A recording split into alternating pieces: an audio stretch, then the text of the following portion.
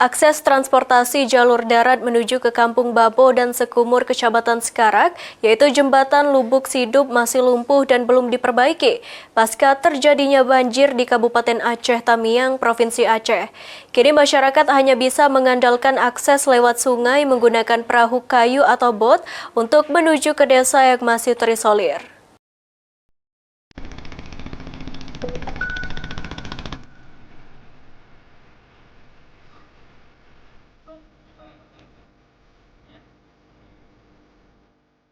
Pemirsa, saat ini saya berada di salah satu jembatan ataupun akses yang masih terputus pasca terjadinya banjir bandang yang terjadi di Provinsi Aceh, khususnya di Kabupaten Aceh Tamiang. Ini adalah jembatan Lubuk Sidup atau tepatnya di Kecamatan Sekarak, di mana ini merupakan salah satu akses jalan yang dapat dilintasi oleh masyarakat sebelum banjir menuju ke Kampung Babo dan juga Kampung Kumur dari Lubuk Sidup, yang memang ini aksesnya bisa dilihat terputus akibat banjir bandang. Memang ini jembatan cukup porak-poranda begitu ya pasca terjadinya banjir, dan memang kami tadi sempat menaiki sampan atau boot yang memang di sini dapat melintasi aktivitas masyarakat, sehingga sempat terputus untuk transportasinya harus menggunakan kapal ataupun kapal kecil sekitar 10 menit menuju ke seberang.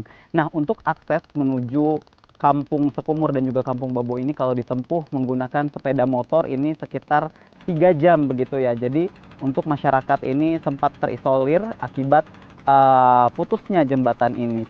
Dan tentunya kami di sini belum memantau ataupun melihat adanya eskavator ataupun kendaraan besar yang diupayakan untuk melakukan pemulihan dan juga perbaikan pasca terjadinya banjir, sehingga akses dari jalan yang terputus ini diharapkan bisa dapat segera untuk dilakukan upaya perbaikan begitu ya dari berbagai stakeholder tentunya.